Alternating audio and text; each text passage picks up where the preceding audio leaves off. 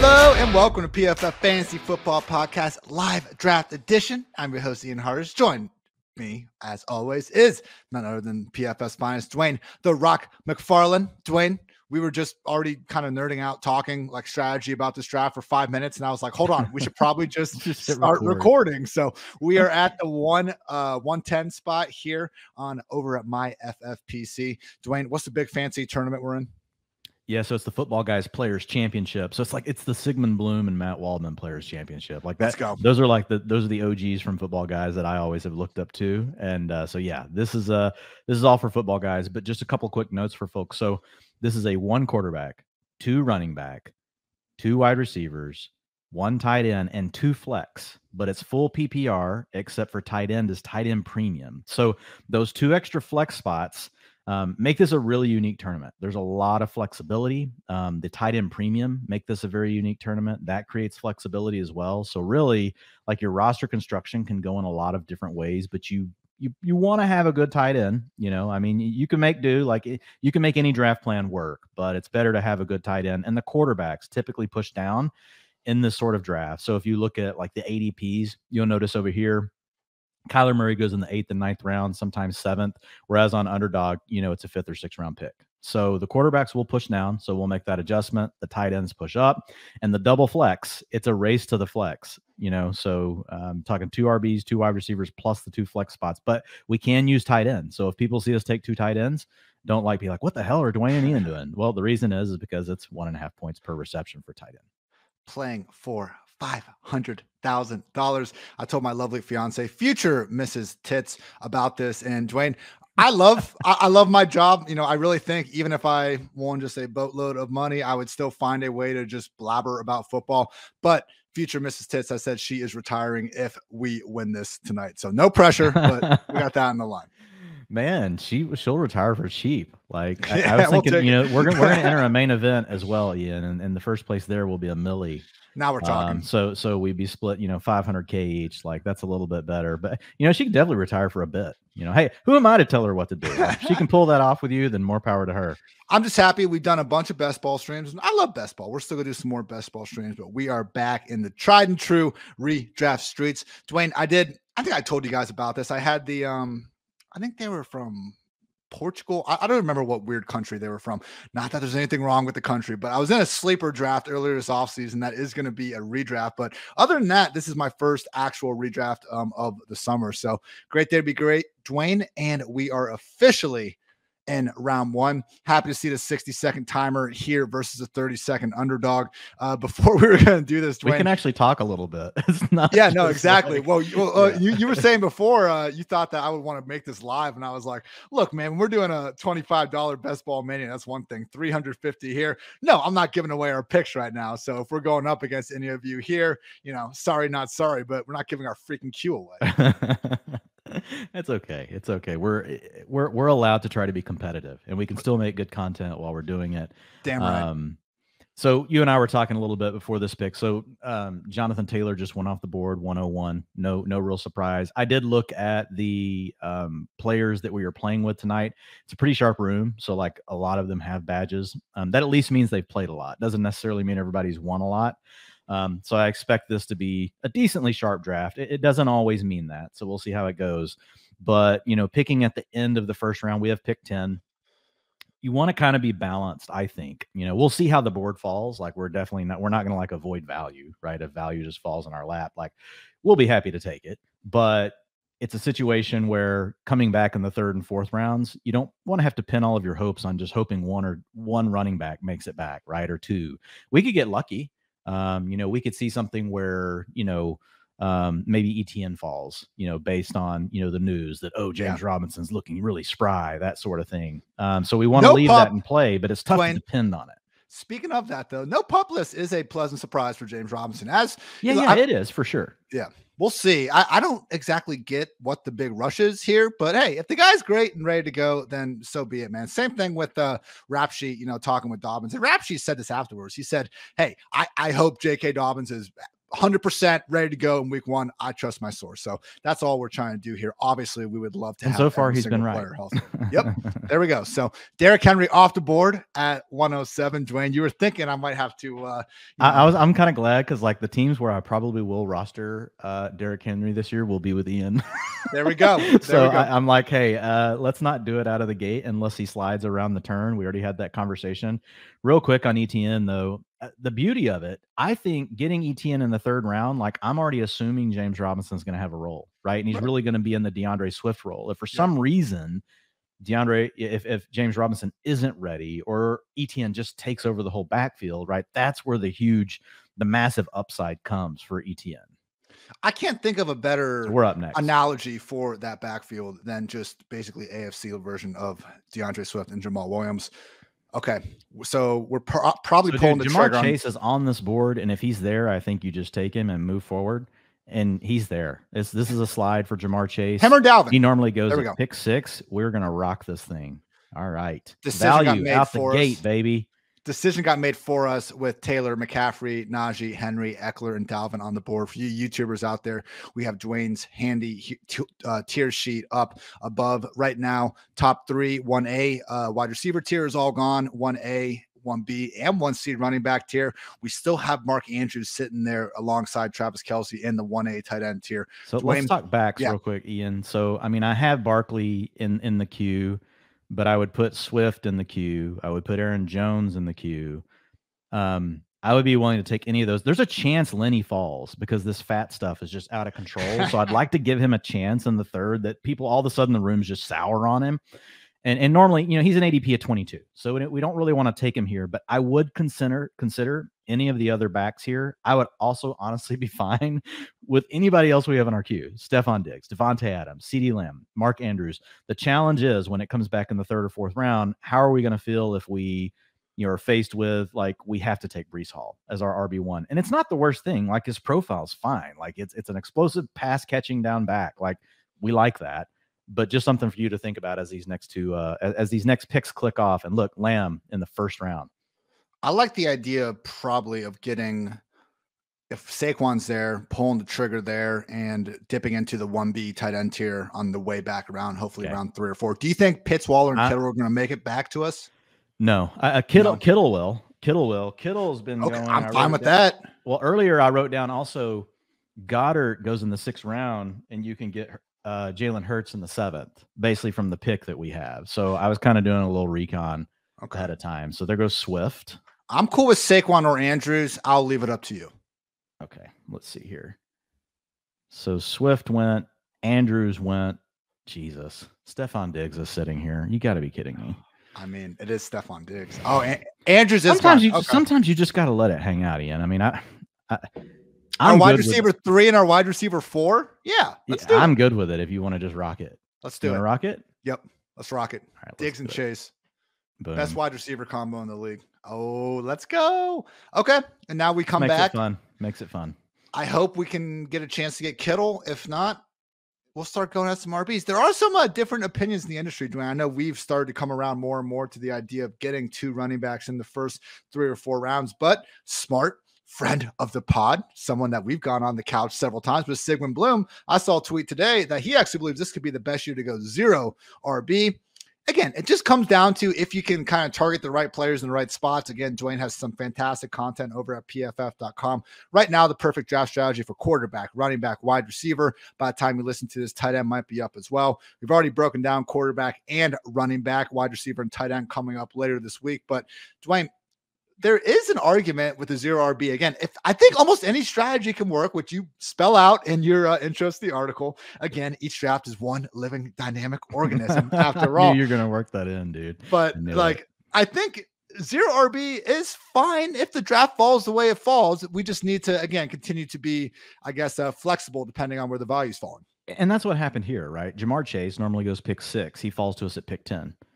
Stephon Diggs normally goes pick 11. He comes back around to us with the 3rd pick in the 2nd round. That's how I want to build my 0 RB build, is like, okay, you want to give me 2 freaking receivers that honestly, and you and I have talked many times about, should Stephon Diggs just be in tier 1A? I mean, what are we doing? Like we've had that conversation like how many times? And and just based on the offense he gets to play in and the quarterback that he has, I mean, everything is lined up for Diggs. And we don't even know who the number 2 receiver is. So I was going to say Diggs is more locked in as the one in Buffalo than Chase is in Cincy. And that's just a T. Higgins thing. It's no disrespect towards Chase. And more locked into an offense we know is going to throw all the time. Yep, that's true.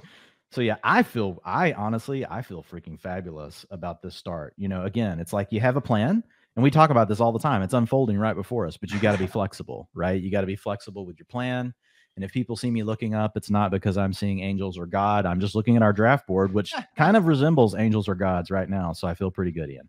For you YouTubers out there, again, tier sheet on the left and the live draft board on the right. Dwain is going through, putting gray for every player that is off the board, green for the players that we've selected. So is there one for targets like this? Hopefully George will watch this and he'll be like, well, I know one person actually marks off tiers.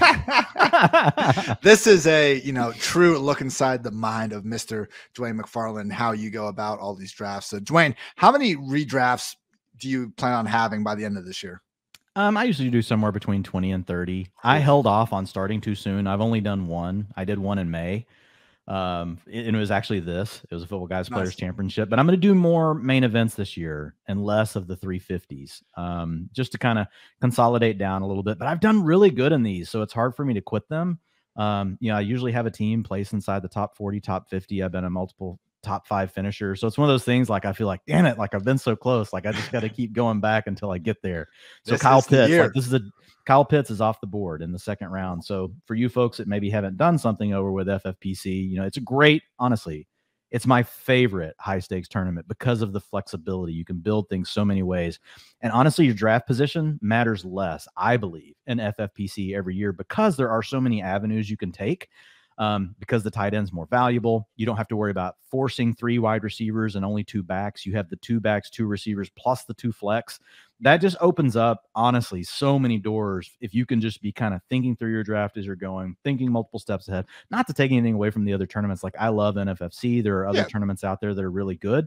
I prefer this one because there's so much flexibility in the way you can handle your strategy as the draft unfolds. But this is one of the little things with this. You'll notice Mark Andrews off the board, early second. He's a late second underdog, so not a huge difference. But on Kyle Pitts, he is a late to mid second rounder over here, whereas you can get him in the 3rd and 4th rounds in your regular drafts. So that's the difference with tight end premium.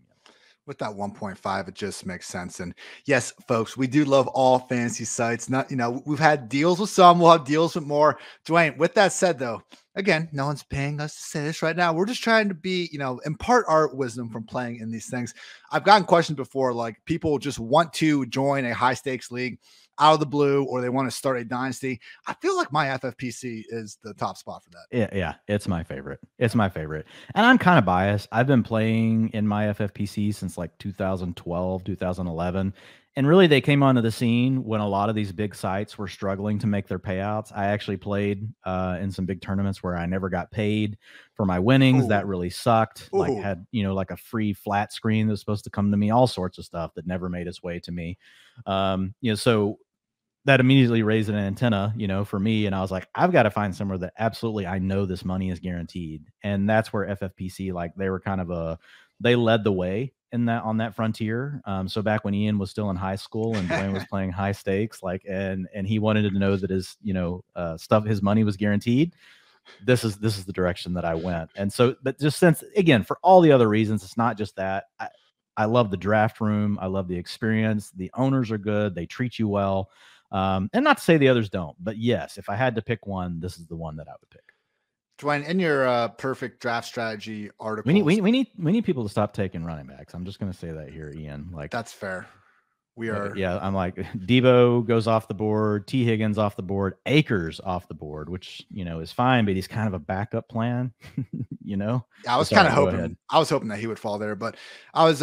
You pointed out, I believe, on FFPC because the tight end premium format. This is where quarterbacks typically go a couple rounds later than basically any other website you'll see. Yeah, for sure. So quarterbacks are usually pushed down about 2 rounds on average. And again, so if you've been on underdog, and it's a thing to think about when you make a transition from drafting best ball, like we're so used to it, right? And now you're transitioning over to redraft in a total different format. Remember, when you leave best ball number 1, quarterbacks fall because not everybody has to draft 2 now. We could just draft 1. Same thing really for tight ends in normal leagues. Not so much here because what we talked about with the tight end premium. But yes, over here, because of the 2 flex spots that can be anything and the tight end premium, that really pushes quarterbacks down by about around 2 rounds. So I usually play the board on quarterback over here. So like my rule would be once we get to a spot where it's like Lamar Jackson sitting there, Kyler sitting there, Jalen Hurts is sitting there, and maybe one of them peels off. I don't necessarily wait on ADP. If I really want one of them, I watch to see when the first one goes. And then I know, especially picking at pick 10, like one of our next 2 picks probably has to be them if we want them. Now, we may not. We may make the decision that's not the direction that we're going to go, and that's okay too. But it's definitely something to pay attention to when you're switching, from format to format. And I'm sorry, I'm blabbering because I'm just getting excited right now because we got ETN, or we're gonna have a chance for ETN. Waller or Kittle. Come on, man. Come on, ETN. Come on. I say we take ETN if he's there, and then it's ETN. All right, so the 11 team, freaking ETN. Let's look. We're not robots. We get excited about shit. Lock it in. Travis Lock Etienne, man, to go with Jamar Chase and Stephon Diggs. Let's go, baby. Let's go. Championship. You know, I did bring some whiskey over. Let's get some. You got to crack it on Travis Etienne, Andrews already went 11. So unless we see 12 go double tight end, do we take whoever Waller or Kittle is there? Oh, so Waller's gone. So there goes Waller. Let's get some Kittle, baby.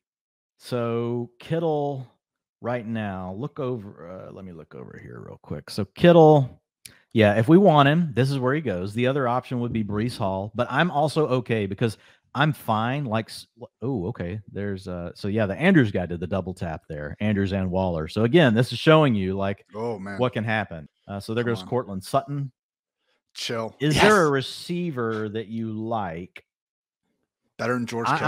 I'm with you on Kittle in this format. I think so too. Just in this format, I normally Mike Williams. Yes, I would take ahead of him. Yeah, I would probably normally take Marquise Brown as well, but dude, Kittle has the ability to be the tight end. We already got Chase and Diggs. Let's get our tight end. Let's rock this. Let's get an elite tight end. I love it. Let's go. I love it. Gives us a nice chance potentially for Trey Lance. Again, I think it's inevitable that he rises up to be QB7 if and when Jimmy Garoppolo is traded. I love it. Yep. So Lance is an option later. You know, obviously Dak is an option later. Burrow, Josh Allen. We'll see what Burrow. I do think Burrow. Burrow. My bad. Yeah. Yes, but I'm so hung on CeeDee Lamb. Like I get CeeDee Lamb so many drafts. It is weird that like Burrow is kind of getting the benefit of the doubt in the tier of Brady, Wilson, Dak, Stafford, Rodgers, all these other guys. When we probably have the most questions about him actually having the volume to be able to do so. Like, let's not forget, Burrow was basically the most efficient quarterback in the league last year. And that's fantastic. He can fall off a little bit, still be amazing, but that's going to leave him in a rough spot. It's going to leave him in a Kirk Cousins or Derek Carr spot in fantasy, which is fine, but that's not where he's being drafted. Yeah, and stacks don't matter to me quite as much here. So the way this tournament works, we're going to have to beat everyone else in our league in the first 13 weeks. So you either win the record, you have the best record in the league, you have the best points, if you're not already the record leader. So if you're the record leader and you have the best points, the second seed goes to the next team with the most points. Then the third seed is back to record, fourth seed back to points. Those 4 teams will play in week 14 and week 15, and then, weeks 13 and 14. And then week 16, 17, and 15, 16, and 17, you have a points race against all the other league winners and point leaders. And so essentially over the last 3 weeks, you do go in this big pool, but it's not quite the same as what we're dealing with over on Underdog and some of these other places. So the strategy changes a little bit. Stacks are nice to have. And I will be honest, my best teams that have scored the most points, I've had 3 teams finish in the top 5 over the last, 8 years. 2 of them have had stacks. One of them didn't. One of them just freaking had Le'Veon Bell, Todd Gurley in his first year to blow up, and it had Kareem Hunt. And then I don't even remember the rest of my roster. Like, it didn't even matter. Like, but it's not nearly like best ball. It's like essential. Right. You don't have to do it. Yeah. You don't have to. It's still nice. It's still nice to hit on them, but you don't want to reach to make it happen. Right. Sorry, I'm catching up. So while you're talking, I'm going to mark off. Oh, you're good. Mark off these dudes. As we get to the end of the 4th round, again, I do think these tournaments are a better gauge for where ADP could be at in a month, because things just get sharper and sharper as we get to week 1 and more research gets put into all of this. So when we see Gabriel Davis go off the board, wide receiver 18, got the Peter King nod of approval today. Dwain, did you see the hilariously awkward handshake moment between a true GOAT and Peter King and Josh Allen? No, I didn't see it. Honestly, I was following social media today just for all the updates, but I didn't see the Peter King, Josh Allen awkward. Dude, like they just ended the segment and Josh like put the hand right out there and Peter King just like finished talking. And Josh would not leave it though. It was a good 5-second pause. Credit to Josh Allen. Like, that's a man that will not take no for an answer when it comes to a handshake. I think that's what you have to do, because if you do have someone ignore the handshake in a situation like that, what you get is like an imbalance in the, friendship going on. It's like in that It's Always Sunny in Philadelphia. No, wait, no, it wasn't that. It was Workaholics back in the day. The Boy Scouts honor code, where I'm not going to quite get into it, but if you've seen Workaholics, you know what I'm talking about in regards to that. Dwain, Dalton Schultz in the 4th round in this economy? So here's what's nice with us taking Kittle, and look at this. I'm so glad we took Kittle, because what's happening, everyone is now reaching for these tight ends. Dallas Goedert has been going in the 6th round. He just went off the board in the 4th. So the beauty of the guys, that took Waller, we turn around, immediately hit the button on Kittle, and then the reach for Dallas Goedert by 2 rounds, and then the 1 spot double taps, Dalton Schultz and TJ Hawkinson. This is the kind of things you need to break your way in drafts. And sometimes, it's just kind of an avalanche thing. Like, people look down and are like, oh my God, like this, and people will overreact. Like, as much as tight end premium matters, like, look, team 1 may end up being a great team, but like, I'm not double tapping Dalton Schultz and TJ Hawkinson. Like, they're 2 above average NFL talents. They're not elite talents. The scoring platform itself is not enough to totally elevate them to being picks in this round. Now, I mean, having said that, like, look, they're in this range because of the 1.5 per reception, right? So if you've got a close call on talent and, targets, you're obviously going to lean to the tight ends, in this format, but it's good for us because we already have Kittle. And if this puts everyone else potentially into a panic mode, like, which that's what we hope for here, and everyone starts drafting their tight ends and you already have one, well, what does that mean? That just means more value falls down the board to you. Looking at this right now, Dwain, is Terry McLaurin still there? Like, yes, he is. Deontay Johnson. I shouldn't have mentioned that. I shouldn't have said that out loud. Probably. We're not live. It's okay. But no, I know that. But I'm superstitious about this. So. We are not trying to piss off the fantasy gods as well. That is true. Terry, Allen Robinson, Brandon Cooks. I'd say Rashad Bateman. To me, those would be ideal. I'm really hoping they scoop up the Jacobs, Mitchell, Clyde tier, and we have a chance for AJ Dillon. What about our boy Amon-Ra? Amon-Ra is fine. That's fine. I kind of Bateman. I'll be honest. I think you could argue there's a tier break after Amon-Ra. I think Amon-Ra may just deserve his own tier, just titled Sun God. So just get him right in there. Okay. Well, as I say that, I guess I am pissing off the fantasy guys because all these wide receivers keep. It's okay. We got to talk through it anyway. We got to start talking through what the strategy is. I'm off of running back here, so our tier says we've got Josh Jacobs, Elijah Mitchell, Clyde Edwards-Helaire. AJ Dillon, you could twist my arm into, but honestly, I want him on the go round. I want him on the back. Right. Well, my thought is the way ADP falls, 7th and 8th round, you get access to Kareem Hunt. You get access to James Cook. You get access to Chase Edmonds. So getting one of them as our RB2, but waiting, I really like the idea of that. That's okay. And we'll see how this board falls. Like, the board may tell us, well, actually, okay, we're willing to take a back here. I'm just trying to play ADP at the same time. So I think that's the thing we got to consider. And there goes Metcalf. So I'm honestly just hoping for Amon-Ra right here to start this little turn off. I went on it's Alex Caruso, correct? Yeah, Alex Caruso. Yeah. Oh yeah, Fresh Fantasy. Yes, fantastic guy. Dwain, you went on his pod recently, I think. I went on it today. Fun time. That's going to be out on Friday. I retweeted the live stream if you guys want to check out a good conversation. We went through dark horses at every position. And for my final dark horse pick, and he told me what mine was last year, which was back in like April of last year, I said Deontay Johnson will be a wide receiver 1. Me, Dwain, I adjusted the year. I know what year we're in. So just saying, he told me that's what it was last year. This year, I said AJ Dillon and Kareem Hunt are going to be the 2 mid-round running backs that we're just going to shake our heads that we did not leave more drafts with by the time the season's over. So the fact we already have Etienne, if we did not have Etienne, I'd be screaming about Dillon like now. I'm okay waiting potentially on Kareem Hunt. I'm hoping that Allen Robinson falls to us. I think we pound the receivers here. Potentially consider quarterback going back, but really the quarterbacks fall, so we could probably wait. So there was Rob. I think this is an easy smash play on Amon-Ra. Thoughts? Yeah. Sorry. Yeah. Amon-Ra. You good? Yeah. Did you choke on something, or you're excited? I was trying to not drop an F-bomb, so I guess I didn't. Allen Robinson was who I wanted there. So well, I did too. Just because ADP, it's harder to get. Yeah, it's harder to get Robinson, but it's okay. Dude, honestly, I like Amon-Ra more in my heart. Ooh. Oh, you just have it because of the ADP difference? Well, yeah, ADP does weigh in here, but like For just sure. Amon-Ra, man, like, and even like just the recent stuff talking about him, you know, they want to run the offense through him. They're talking about really he's playing the Cooper Kupp role. I mean, it's just like, yeah, with Jared Goff, it's I don't know, man. I'm in. Can we give me the Debo role storyline for Amon-Ra? He was playing running back. Only the real ones know that Amon-Ra was playing legit running back in the backfield at the end of last year, because Lord knows everyone wasn't going out of their ways to watch those Lions. So we need to talk here, Ian. So you're Dwain, we can't take Juju. Oh no. Sorry, go ahead. I got everything pretty much updated here. So the tiers say Russell Gage is sitting there. We could go ahead and have our fourth receiver. We will have both flex spots filled. I think that's the move, and we get ballsy here at quarterback and with RB2, and hopefully coming back we get one of Kyler, Lamar. Listen, Kyler, Lamar, Herbert, Hurts, all still on the board. And if they go, we still have a backup plan to Burrow. We still have a backup plan to Brady if we take Russell Gage here. What are your thoughts?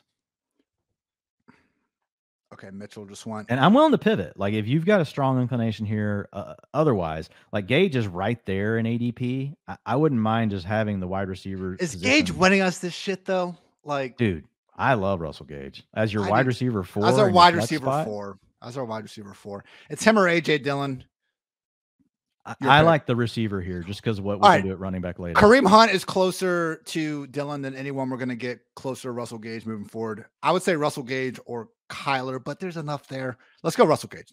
Yeah, if you want to go quarterback, like I will. I think looking at it, though, now's the time to go with the receiver and let the quarterback fall back. It's just me. I mean, hell, if Godwin falls, like it doesn't necessarily screw us over from taking that. Are you good? Yes, that's fine. Let's do Russell Gage. Right, let's do it.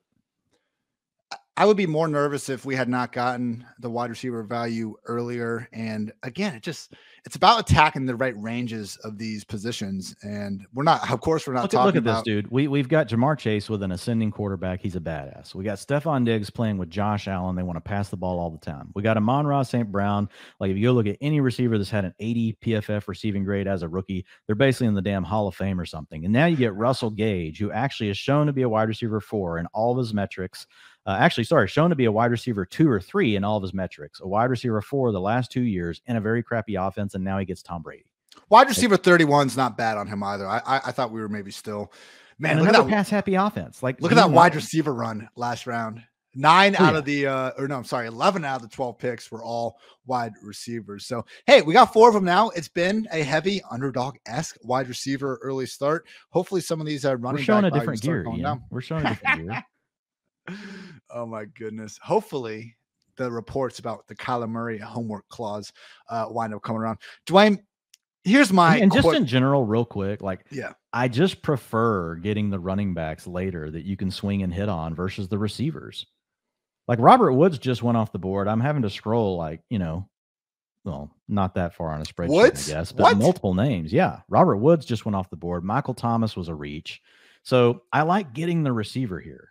Woods at wide receiver 32? Yeah. Come on. It's okay. That's good for us. I'm mad. I don't care. I'm mad, man. Like, you can't be doing that out here. In a democracy, we're taking Robert Woods in the 6th round. Like, evidently, I will say, that's more of a dictatorship over there. Look at this Pat Freiermuth. Yes. Get your tight ends, people.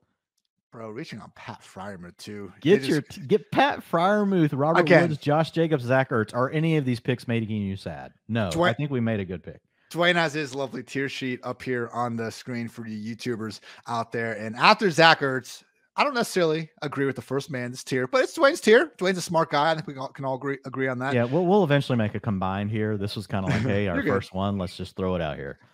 But tier 2A is Alberto, Dawson Knox, and Irv Smith. They completely skipped that and went all the way to Pat Freiermuth in round 6. And again, you know, here we are, 29 minutes in. We have not mentioned a week 17 correlation, but we are now mentioning, why was Zach Gentry working ahead of Pat Freiermuth in the wild card round? That's all I'm trying to say. I was honestly just waiting for this part. Is like, this is time. You know what this is time for, Ian? I got to crack a beer on the Zach Gentry. That sounded freaking good from here.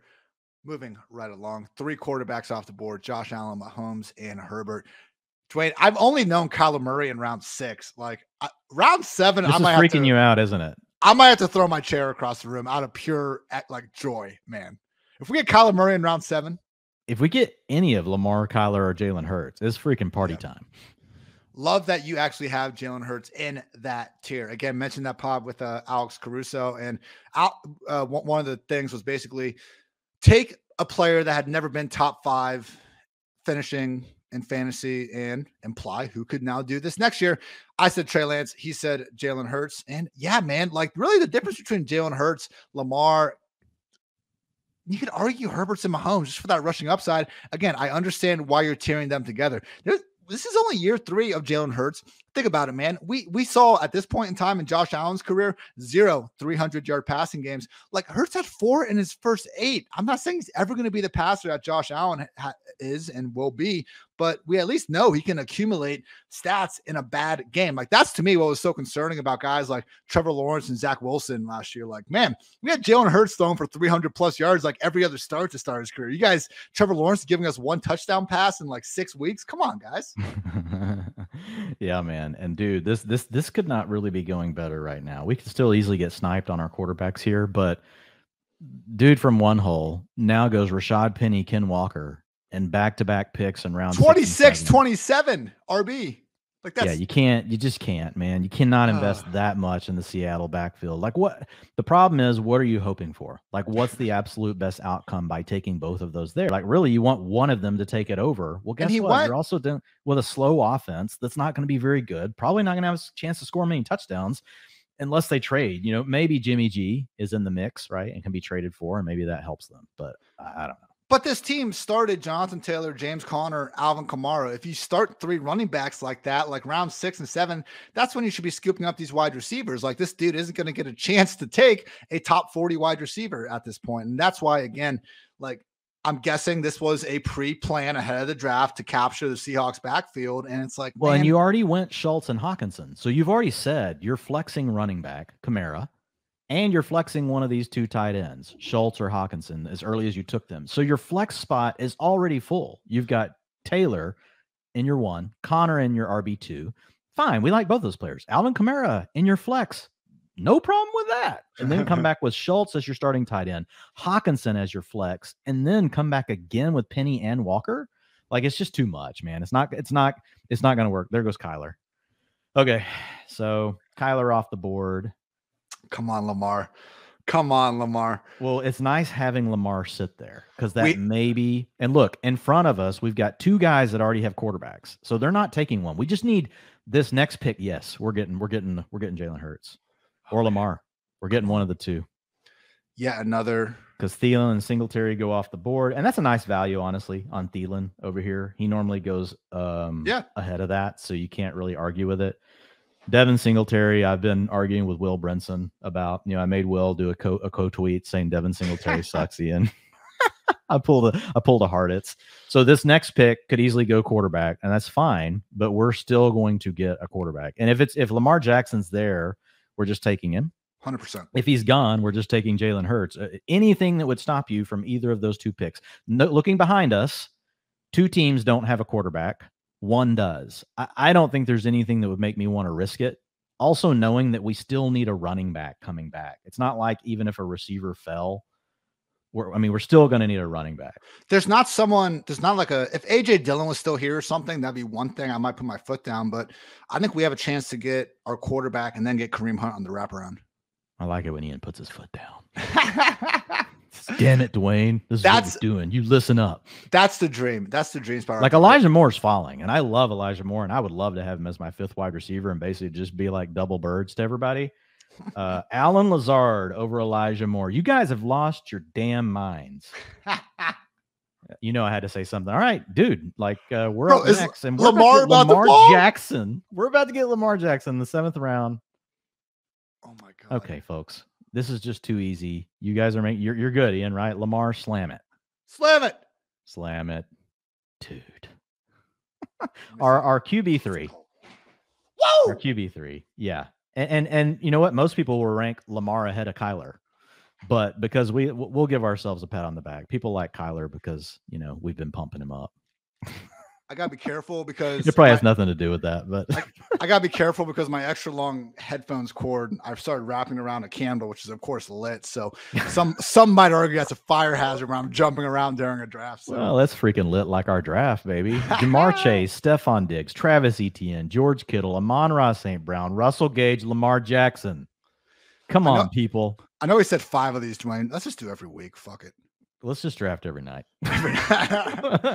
This is getting Hartitz to our McFarland taking out loans. This is getting to our 365 24/7 fantasy football content. We just never. It's the opposite of a Twitter thread. We just literally never stop. I can't. I'm like missing picks on our queue. Did Clyde Edwards-Helaire go yet?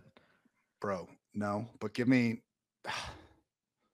I'm actually fine to pass him for Kareem Hunt. That's what I'm gonna say, man. This is why.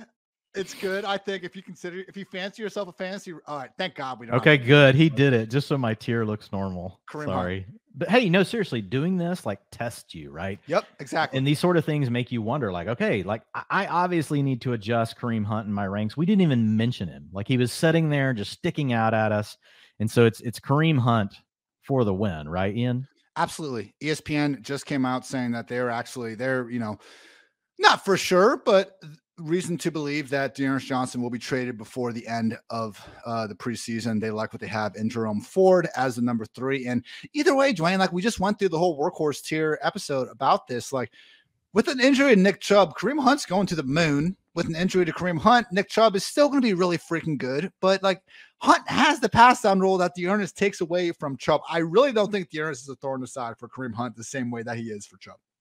I agree. And so all you got to look back and just see, like, remember, folks, last year, you all wanted to draft Kareem Hunt in the 5th and 6th round.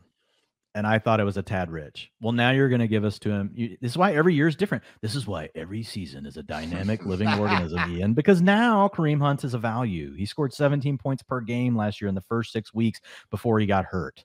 He could get traded. It could be him getting traded and not Dearness Johnson. So I just feel like there's so many paths right now for Hunt. And here's the thing.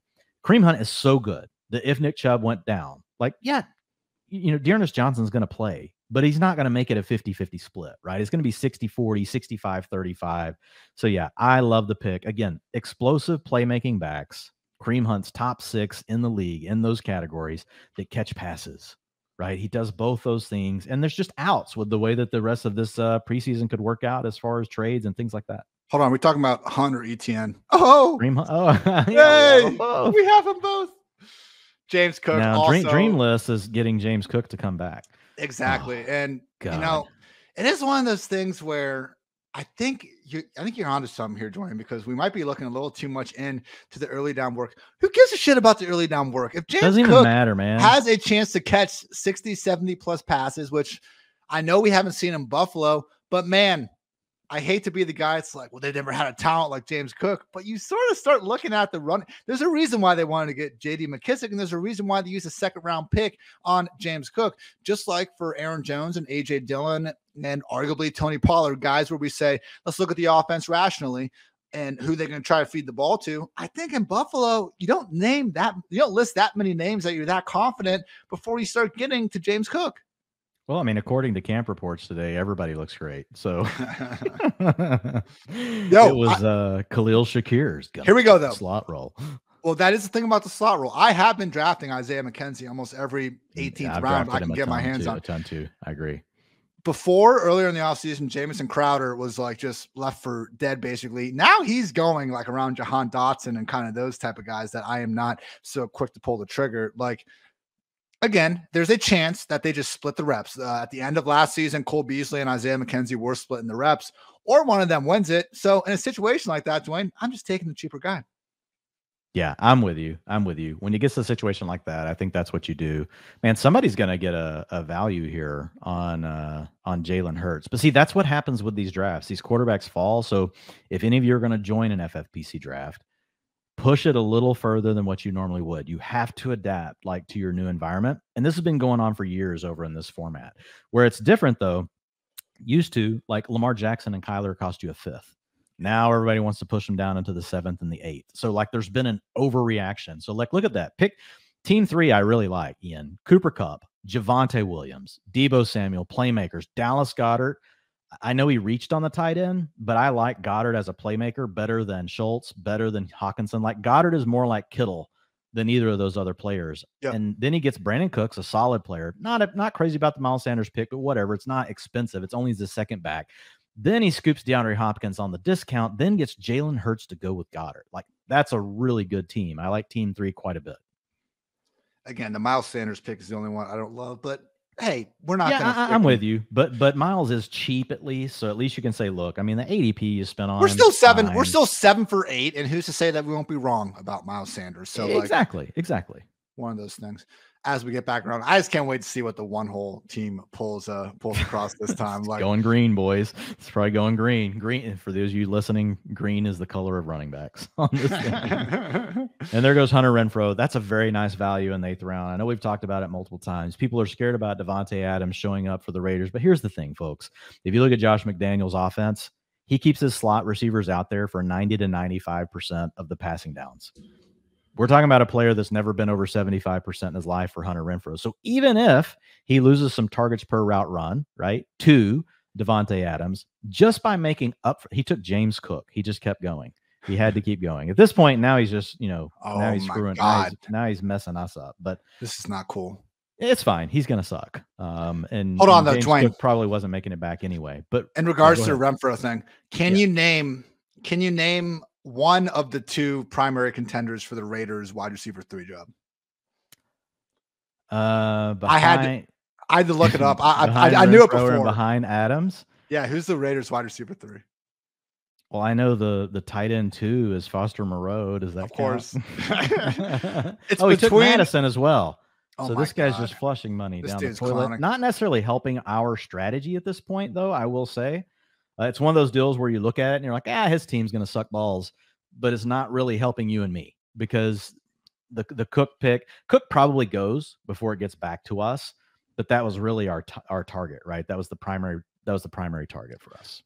For those still tuned into my stupid Raiders trivia question, the answer is either Keelan Cole, Demarcus Robinson, or Mac Hollins. Just one mid-veteran receiver after another. And you look at that and you say, well, why would Josh McDaniels even have one of those guys on the field? That's why you start to wonder.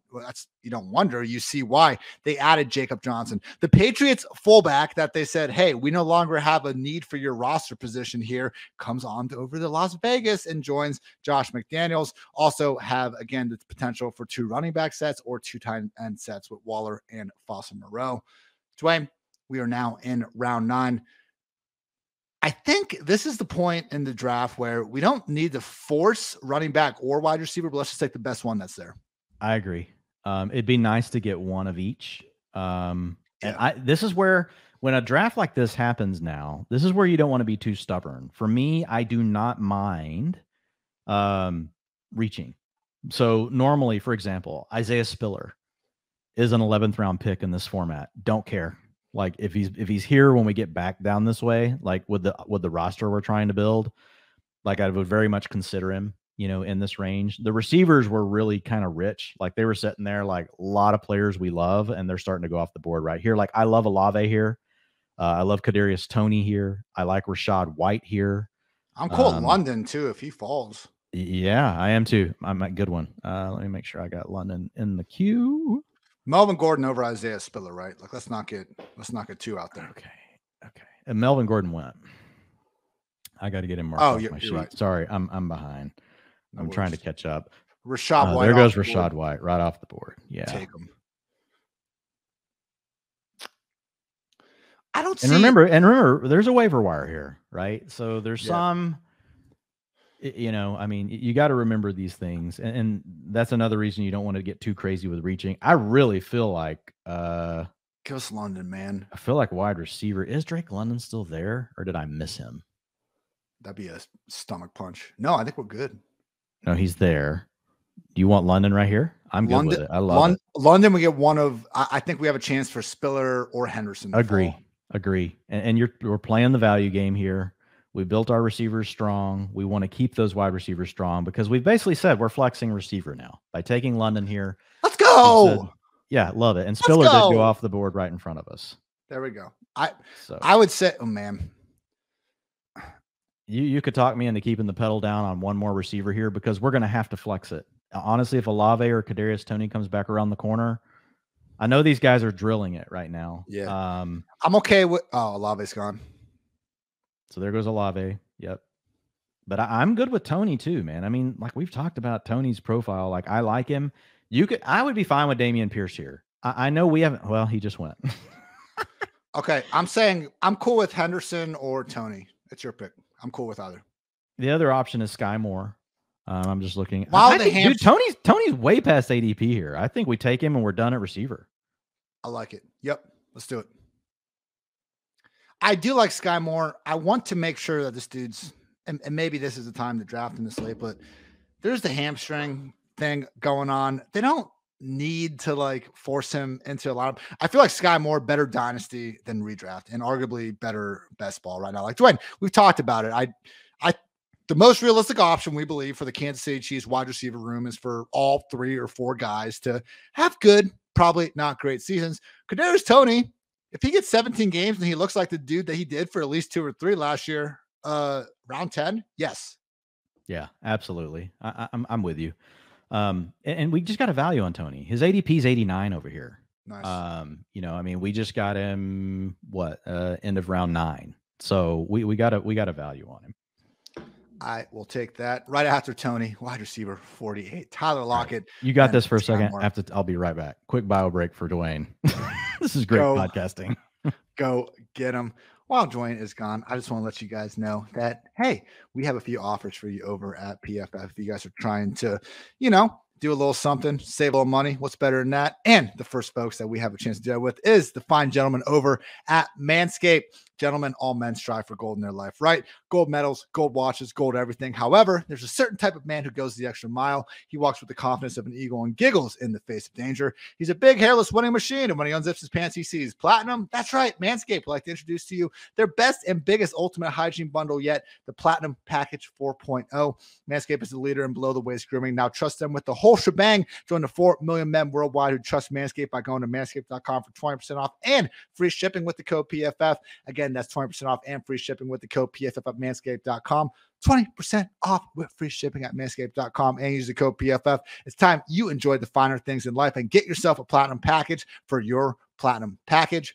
Also want to note that while we love our friends over at MyFFPC, also always down to play a little bit of best ball over with our friends over at Underdog Fantasy, the best place to play best ball fantasy football this summer. Their best ball mania tournament has $10 million in total prize money. And the best part is you draft your fantasy football team and that's it. No waivers, no trades, no instances of management. Underdog gives you your best score each week of the season and the highest scores at the end of the year. When champion of Best Ball Mania last year, drafted in June. We got August coming, but talking to my buddy Hayden Winks over at Underdog Fantasy, when we talked last week, only 30% of the tournament was filled. So still plenty of time. And Underdog is going to double your first deposit up to $100 when you sign up with the promo code PFF.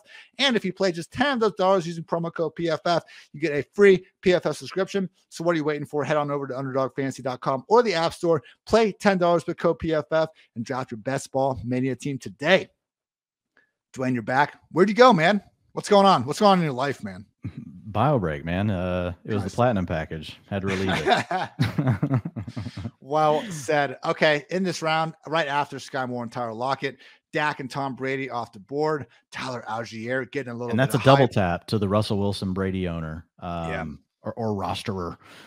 So that's good. Like we want to see this. Like we have our quarterback on our roster. So we want to see people now pound the quarterbacks and take them all. Like, because honestly, like you and I, like we've talked about this before, it's probably a good time to bring it up again. I have Lamar Jackson on the squad. I don't need another quarterback. You're gonna have to like let some insane value fall. And honestly, we got a lot of work to do at running back. So Ian, it's time to dig into your sleepers and make sure they're all in our damn queue. And guess what? Like price tag doesn't matter right now. We got to get as many of them. This is perfect. This is perfect. This is July 25th. We can draft guys that, let's face it, injuries will happen between now and the start of the season. So, man, if there's ever a time to load up on these handcuffed running backs, this is it. And this is why I always say, man, one quarterback, if you get, this is a little bit different because it's tight end premium, but in a normal league, if you're not playing tight end premium, if you get one pretty damn good tight end, you really don't need a second more times than not. Don't draft a kicker. Don't draft a defense if you don't need to. Look, as much as I hate kickers, Dwain, I'm not telling people not to start a kicker. I fully understand that you need to like get the points at some point in time, but truly your selection is going to be the same today as it's going to be a day before the season. No one in their right mind is going to roster 2 kickers. And if they do, let them, because they're a freaking idiot. So if they're going to do that, let them, and just draft a backup running back. We did a whole podcast on him. I did a whole article on him. Like there are guys, Dwain, even like Matt Breida, like Benny Snell, where no, I'm not saying you're expecting that much of them, but they are one injury away from becoming someone that's going like in rounds 10 through 14 potentially. And that's better than a kicker or defense that, again, you can just pick up the same thing later. Right. And when you build a roster the way that we've built it, right, which was based honestly on value that people have let fall at the receiver position, and we reinforced. So we're starting 2 receivers and we're starting 2 more in our flex. So we came back and we added Drake London and Kadarius Toney. Honestly, like I would take 1 more receiver, like just looking at the way ADP is, we'll see how it falls here. The other question is what do we want to do, with the tight end position? Because a lot of the guys we like have already gone. Over in best ball, like you love taking Gerald Everett, right? You like taking Noah Fant. You like taking Hunter Henry. You don't have to choose when you're going to start them. But over here, like, yeah, I want a backup tight end on my squad, but like, I'm not excited about putting any of those players in my roster. So I really gravitate over. Look at this, James Robinson shooting up boards. Got 1 day of news on him. People are back in. So what about Tyler Algier at RB44 in an article where the one quote gets brought up about Algier potentially getting a chance to start, and everyone goes, "Oh my God, look at this." The next paragraph, they talk about how the Falcons want to get as much out of Cordero Patterson this year as possible. This is what happened with the 49ers last year. Like Arthur Smith, they came out. Falcons were fine with Cordero skipping OTAs. They're not going to work him much in training camp preseason. This is Raheem Mostert and San Fran all over again. I'm knocking on wood right now that Patterson doesn't get hurt after 2 freaking touches this year. But guys, man, Tyrion Davis-Price off the board to a guy that only has 1 running back.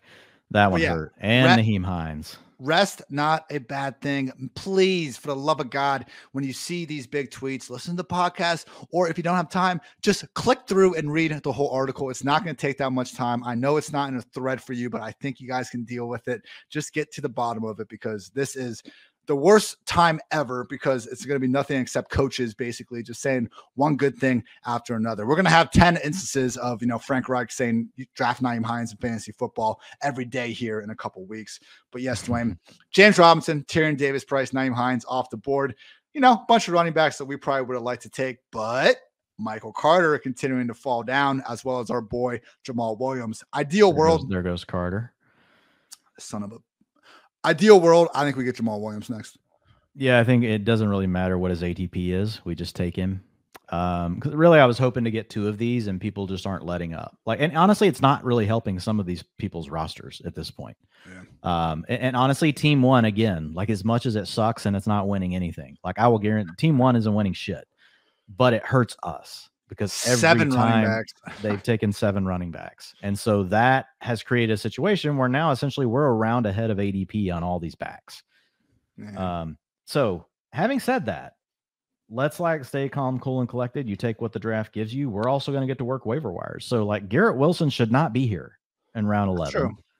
I would be shocked. I'd be shocked if Dwain, I'd be shocked if Jamal Williams is not here on the go round. If we want to go with Wilson, I'm kind of tempted. I don't think Jamal Williams is going. Look at the queue. Like when you look over the queue, he's way down the list.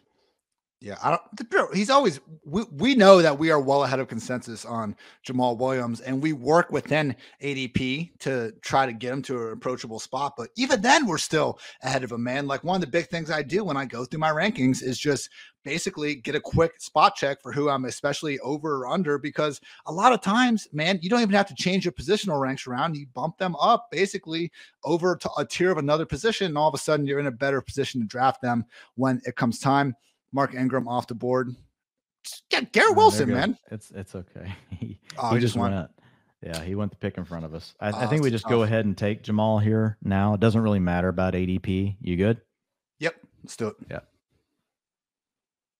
Yeah, I just don't want to. I don't want to mess around with it. And again, this is one of those things. This is where you throw ADP out the window.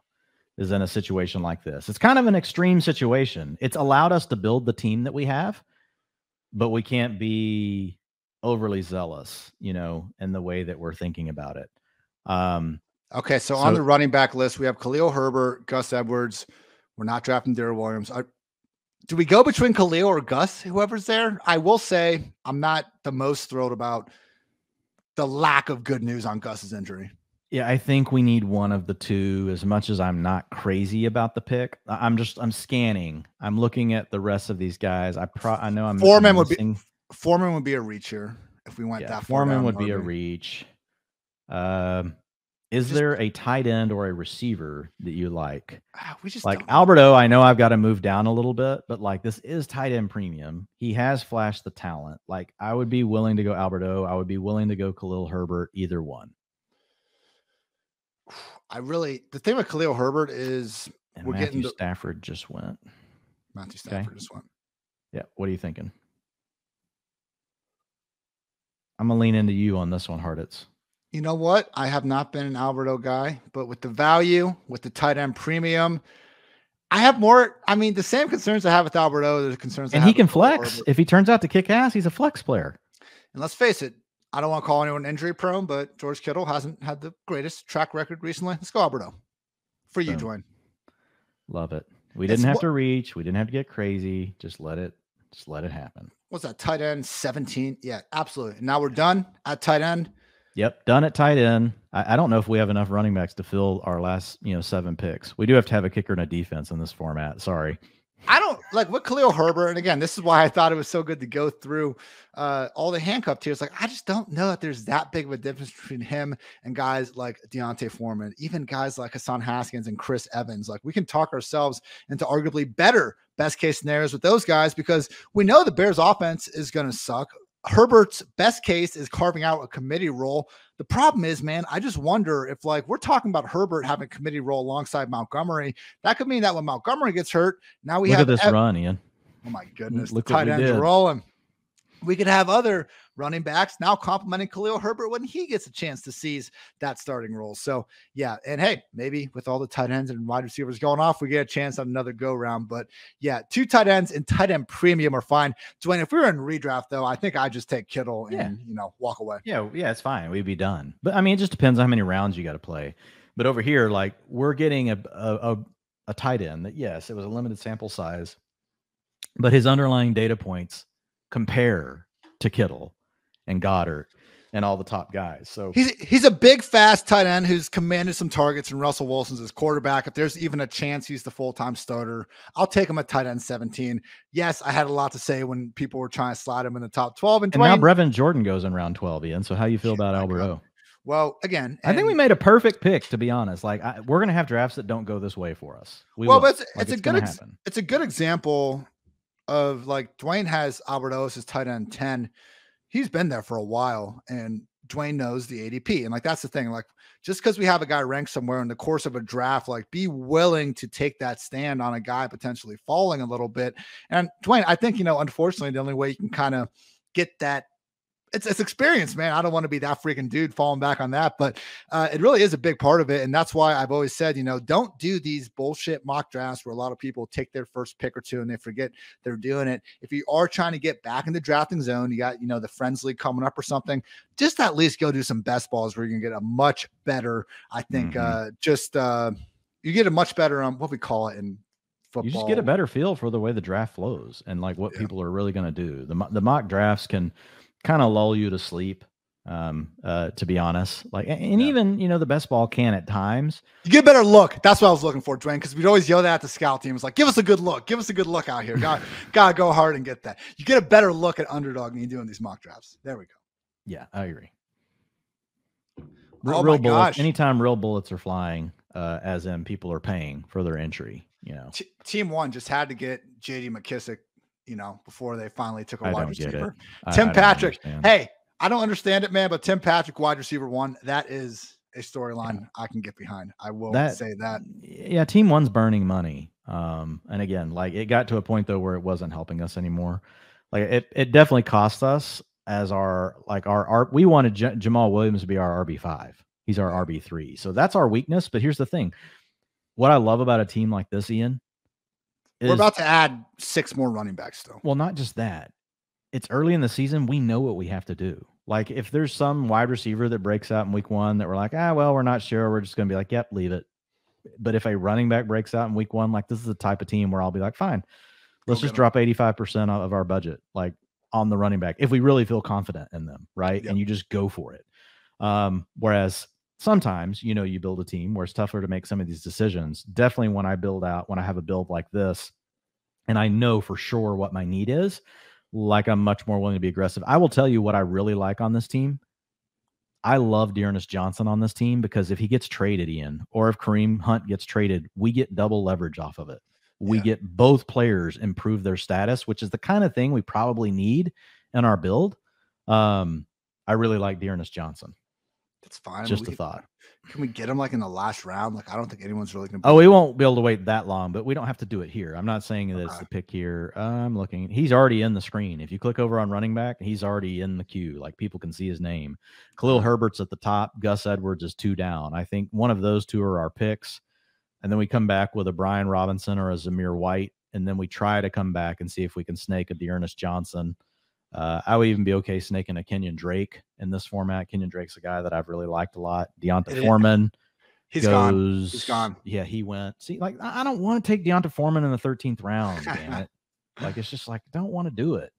And that's, it's good to get some of these under our belt. And that's the CMC owner or rosterer. Yeah, they're not stopping on the backs, to give them credit. Like, this dude has got them all in a freaking tizzy. There goes Brian Robinson. If we do another 1 or 2 of these and we realize again that running backs are kind of flying off this fast, we will accordingly adjust to it. But Khalil Herbert, Gus Edwards, you got to take what the draft is giving you, though. And I honestly, like, the Team 1 thing has kind of hurt us here at the end. At the end of the day, like, we've built a team that's really hard to build as far as the way that the receiver value came. And that's what you have to adapt to. My thought is, like, you got to adapt and be willing to do that. And some of my best teams I've ever built have come out of being willing to adapt to things like this. Because every draft, Dwain. Go ahead. Say it again, you bastard. It's its own unique dynamic organism, baby. All right. Exactly. Hopefully. Come up with an acronym for that. I will say this. Zamir White, I mean, dude, just like, we're not hearing the right things out of Las Vegas with Josh Jacobs. Like, I have no idea how firm that is. I just here, Khalil Herbert, I know you're good, right? Because awesome. Gus Edwards went in front of us. We're going to take Khalil Herbert last time. At this point, we're happy to get Khalil Herbert. We're like, Khalil Herbert, yeah. RB4. Hey, man, like, his best case scenario could be like a Jamal Williams. It really could be. There's a little bit more uncertainty there that I don't think it's going on with all of Chicago. Khalil Herbert and Cole Kmet. People are looking way too much at last year as opposed to what the new coaching staff could have in store. So with the committees. Ian, sorry to interrupt you, but like, this is a very important pick for us. Yeah, so just looking at the board, looking at the receivers, looking at everything that's there. Anything jumping out to you? Christian Watson has fallen like a million picks, but I feel like we have enough receivers. Even at the value, it's tough for me to figure out how Christian Watson gets on the field on this team. And there's probably going to be, if we really want to, there's going to be some more extreme wide receiver value like the next round or something. Is there a back you like? I'm looking at. No, it's kind of gotten scary. I'd say Zamir, Haskins. I think Zamir just went. Zamir just went at the turn. Do we throw a dart on maybe the pass catching back in Kansas City? We could. unless you like Haskins, like you kind of got me a little bit back more on Haskins. We got, a running back there that we know is older, gets a lot of carries. Let's go with Haskins, first or last, baby. All right. Yeah. I like it. I didn't even mention Darrell Williams. You notice that? No, dude, come on. Come on, I'll make a team. He's past ADP here at this point. So, but I know you hate him. So I just let it go. We don't hate anyone, but Haskins legit 4th round pick. It's just a vet men deal for Darrell Williams. I understand that Hassan Haskins. We got our oh my God, I forget it. We got a shout out on the podcast. I'll get the actual shout out. The Cunningham Hive, Dwain. Oh, okay. The Slippery Rock's finest. Julius Chestnut. I'm sorry, not Cunningham. Yeah. Julius Chestnut. That's a name right there. We'll see what happens. But man, it's just everything about Haskins' profile. He is being set up to be their early down backup in Derrick Henry. He's a replacement for Deontay Foreman. That's why they took him in the 4th round. He is the slightly cheaper version than Deontay Foreman. Like, it really is perfect where we're getting him. But yeah, Dwain, ideally we'd be picking, these 3 running backs we just did a couple rounds later. With that said, man, we got some baller wide receivers. So adapt or die, Ian. Adapt or die. New Hampshire license plate is live free or die. Got some family up there. That's always taking me a little bit off guard, perhaps. But Nico Collins, wide receiver 64, round 14. Bad news with John Mechie. He will be likely out for the entire season, undergoing a bout with leukemia. Dwain, is that right? Yeah, I believe that's right. Terrible. Obviously, hope the best for Mechie. Great comeback story, I'm sure, in the wings. Does open up a lot of room for Nico Collins, someone that we obviously thought had plenty of opportunity in the first place, with Mechie coming off the torn ACL as it is. But yes, would not be surprised if this kind of mid wide receiver 60, if not higher, going around guys like Tolbert, Kenny Golladay, Joshua Palmer, Mecole Hardman, this does seem like kind of the more accurate spot for Nico to be going in. And that is what's great about drafting in these sort of formats, Dwain, because I think, again, we see things in these type of drafts that we'll see in more, general ADP ranges this time in a couple weeks. Like just seeing guys like Jamal Williams, Chris Evans, Deontay Foreman going off the board ahead of a lot of these other mid RB5, RB6 running backs. Those are the targets. I'm happy we got our exposure to them as late as we did over the last few months. I don't think it's going to last much longer. No. And over here, because you have the two flex spots, like backs just go earlier. And when I say earlier, not necessarily earlier in the early rounds sometimes, but by the time you get to round 11 or 12, there's just more backs off the board than what you're dealing with at underdog. It's also a different scoring format. So Dearness Johnson did go. And so it's a situation where when you get to this point, it's kind of like all bets are off. It's like, what do you want to do? And honestly, there's not that many more backs I really care about. So we need to start talking about like, what is the, potential pivot here? And I got to make sure that I got my list all caught up, because I've definitely missed some stuff here. I'm trying to get everybody. I do like Samaje Perine as he's gone. As much as I agree with the idea that Evans has a higher ceiling than Perine, we could also just see Perine freaking take the job, because that's what the Bengals have done in the past. Like, look at week 18, man. Chris Evans didn't even outcarry Travion Williams. And we're talking about him beating out Samaje Perine right now. Samaje Perine ran for 400 plus yards in college. Dwain, does he still have the all-time single game rushing record? Like, if it was Javonte Williams that did that, I sure know we'd be hearing a lot more about it. Like, Samaje Perine ain't just another guy out there at this point in the draft, talking ourselves into Samaje Perine. Come on, let's go. Look, in drafts that are 20 rounds like this, with all the backs off the board, like, I think you've got to have some names like that. So yeah, I am working the queue right now. We're just taking running backs, right? Yeah. Well, I think we can do some other things too now. I mean, we've got 5. I think we still need some more, but we've got to have a kicker. We got to have a defense as well. Hey, what about Watson? Christian Watson? No. I was going to say, yeah, he went. But yeah, Deshaun Watson, if that's who you're talking about, the good one. The good one. I don't mind it, man. I do not mind it, especially when I can release him.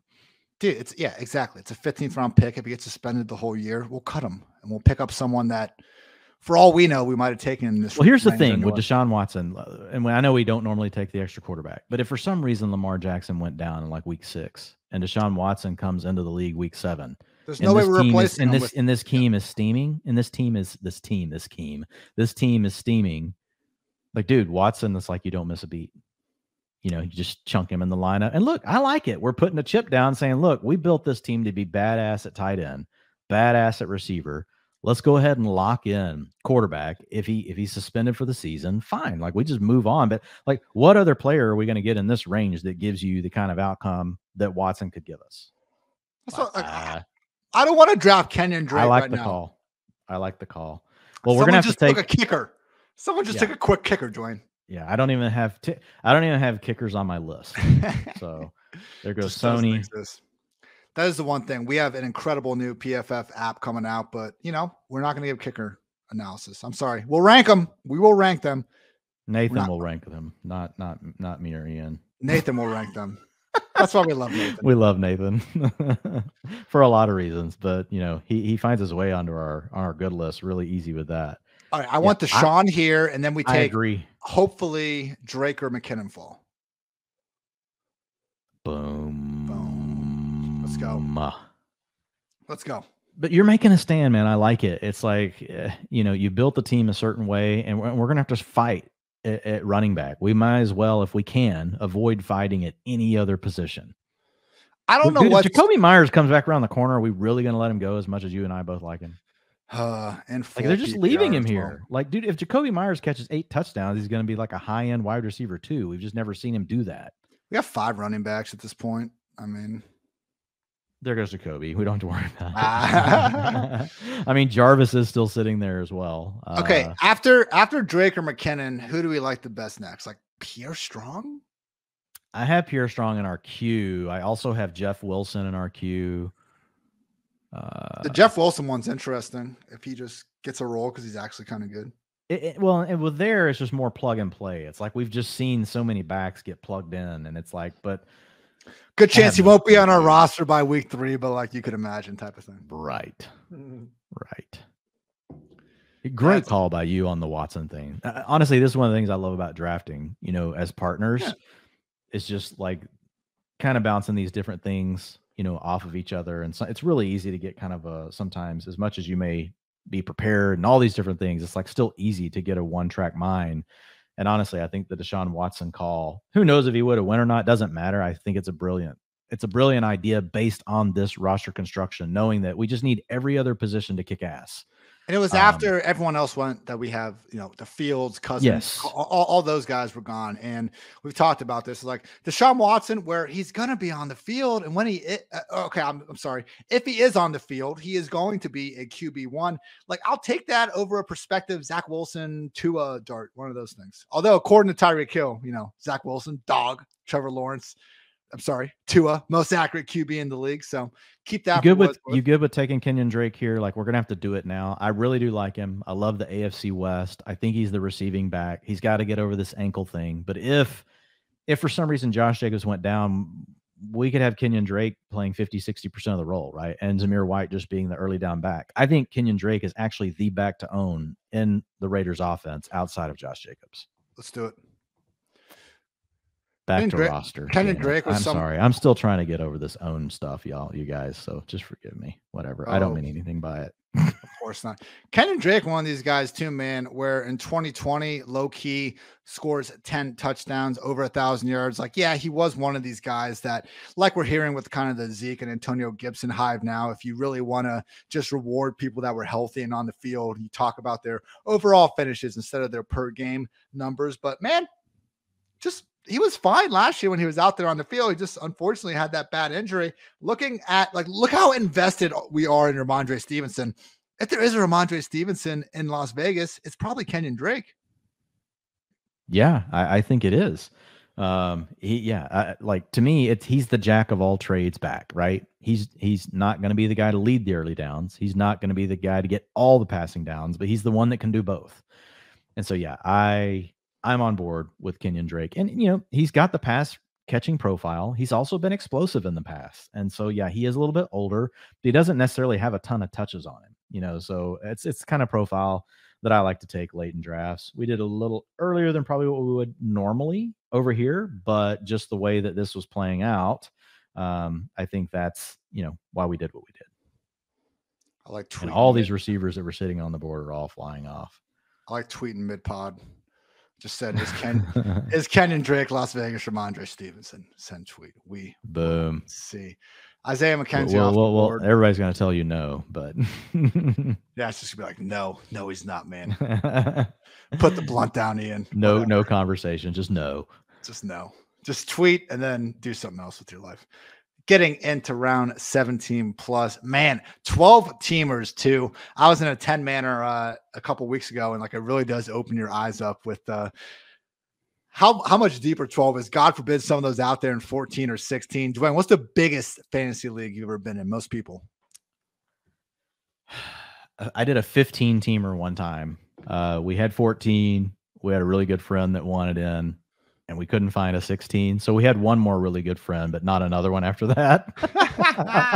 So the limit was at 15. So we went with an odd number, and then it went back to 14 the next But week. It was just one buy every single week. I mean, actually, it's kind of perfect.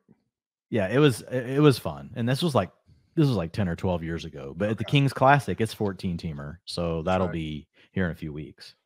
I had to hand my reigning, defending, back-to-back pressure snake draft Kings Classic team over to Dwain because of my lovely friend Vinny. It's back-to-back champs. I got elevated to a different division last year. I've won the snake 2 years in a row, bro. Last year I was in the finals in snake and auction, dude. I wouldn't, if I had two belts from the same like fantasy league, like I just have them wrapped over each shoulder, like every single podcast, like champ style. Like you would never get me to shut up after that. But Jeff Wilson just went off round 17. That would have been a nice one. Dwain, I think Samaje Perine is arguably the next pick here. I do think he's a player we can take with the very last pick. I haven't seen him. I don't think I've seen him go even in any of these. He is in the queue if you click over to running back. So you got Tyler Beatty, Matt Breida, Snoop Connor, Damian Williams, Kyron Williams, Pierre Strong, Trey Sermon, Chuba Hubbard. Samaje Perine's behind all of those. Okay. I say we go. If he falls to us, let's go George Pickens, man. Yeah, I like Pickens as well. What if he's just the best wide receiver on Pittsburgh? Unlikely. Yeah, and that's kind of what you're looking for if you're gonna take another receiver here. The other guy, I do still like Corey Davis, right? Just former top 8 pick overall. That's fine. I'm fine going wide receiver at 17. I think due to our running back situation. Is there a defense you like? We have not talked about defense at all. No, I need to. You need to pull up a schedule. Yeah, seriously. No, that's why I picked defenses. I find last year I wrote an article. I wrote one article on defenses, and I said take the Bills, who I think were the defense 8, or the Broncos, who were like 9 or 10. And it wasn't that hard. It was you look at Havoc. I just look for who's playing the worst quarterbacks is all I look for. You look at that and you try to prioritize a defense with any semblance of Havoc, which is a fantastic stat that looks at basically forced fumbles, pressure, interceptions, pass deflections, tackles for a loss, like all basically what it sounds like. Any defense that has a high rate of Havoc. So you got, I said Pickens. Okay, yeah, I'm going with Pickens here, but no, Pickens is the right profile. If you have a construction like this, like you don't really want like a slot receiver, right? That could give you 50 catches for 500 yards. Probably not getting on the field, on this roster. So you want to take an upside play. And I think Pickens gives you that. But I think we're done at receiver. I think we potentially take our kicker or our defense coming back, and then we get Perine with the last pick. I don't know. Do you have one you're like, oh dude, really I like Butker. I like Gay. Sorry. I know. Sorry. Not that there's anything wrong with it. Not that there's anything immature. Hartitz. Not that there is anything wrong with that. I would like to save kicker for 19 or 18. I'm fine.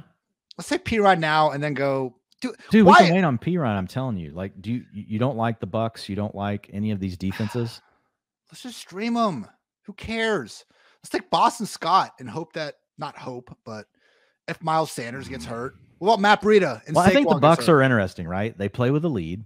They have a really good pass rush. They have the havoc rate. Like, I don't know. Like, I like the Bucs defense. Like, I think they give you something different than like what you normally get. I mean, I'll take P. Ryan, but he's gonna be there. And if we miss him, it's not like we're gonna be like super sad. The Bucs do seem like the last. You want teams that play with a lead that have the pass rush, dude. And that division is just trash. Like, yeah, let's do it. Let's go. You Bucs. good? Yeah, I'll take it. That makes that one easy. We're good. We'll wait on the kicker. I'll take P. Ryan next, and then you can decide what kicker you want. Look, a lot of times when I spew my kicker slander out there on Twitter, like people will try to like back me up without even knowing my actual reasoning. And they're like, the scoring's too random. That's not why I hate kickers. Like, because people will try to say like, well, that's defense too. Defense is real football players. I have no problem with defenses. I don't know that our fantasy scoring best represents the best defenses, but you know what? I think that's also true of full PPR scoring. So, don't hate the player, hate the game, and defense. Those are the real football players, man. Just get these kickers out of here. But you know what? I've spewed that enough over the years. I'm just praying P. Ryan doesn't go before we get to pick. Because I've told you, I was like, he'll be there, man. He'll be there. Well, again, and this is probably where we will start. Oh, you know what? It doesn't even matter, dude. He went before our Tampa Bay pick. Look at the board. P. Ryan went in the 17th, so we didn't even have a debate. We just missed him. Did he? I still don't see it. Oh, dude, he did. I'm the worst about missing the picks like right after me, especially if I'm podcasting.